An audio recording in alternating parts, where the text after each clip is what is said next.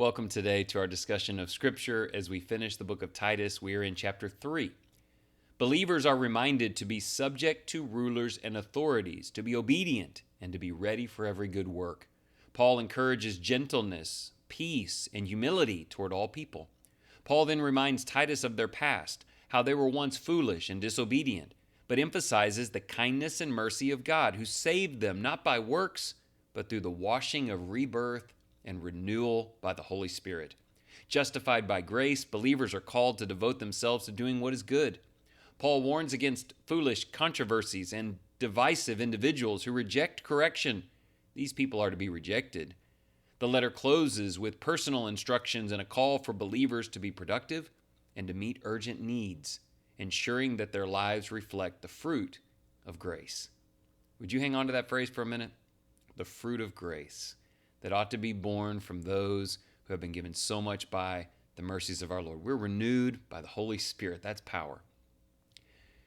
We were once lost, ruled by pride, anger, and selfish desires.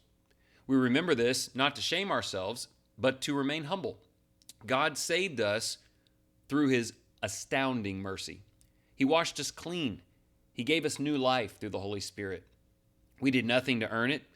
We now live differently. We speak with kindness, choosing peace over arguments and divisive impulses. We pursue what is good, caring for others with urgency.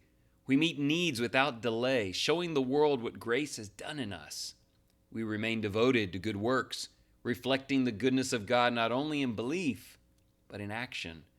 We live purposefully, expecting others to be loving unifiers because we have all been changed. That's a great thing to share among Christians. Let's be loving unifiers. We all have the Holy Spirit and we've all been changed by God. Remember where you were, who you were before he found you, and vow to never be that person again. 3 questions that may help. Number 1, how does your attitude towards the governing authorities and powerful entities show others the value of Jesus and his kingdom in your life? That may be a sensitive subject, but submission to rulers and authorities says something about the lordship of Jesus in you. Question 2, has the Holy Spirit renewed you? And has he been poured out upon you richly through Jesus Christ? How will your life show this beautiful truth? In other words, how has that changed you? What is the impact of the Holy Spirit on who you are and why you're living and how you treat others? Question 3, do Christians sometimes dispute and divide in ways that displease Jesus? How do you handle disagreements to help ensure that they do not occur? We've all seen it.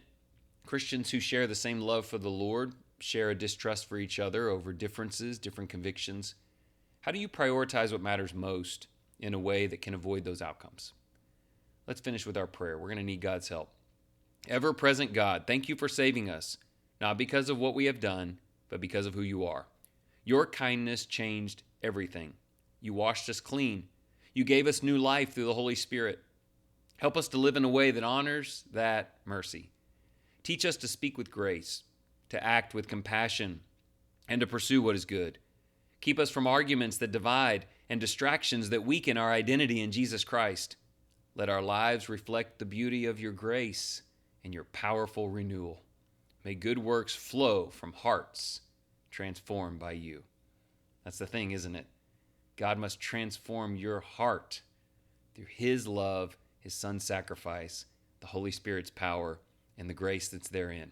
And that will bear fruit in so many wonderful ways. And I'm prayerful that that's exactly what's happening through you. God wants to use you and in only the most amazing ways. Thank you again for your kind attention.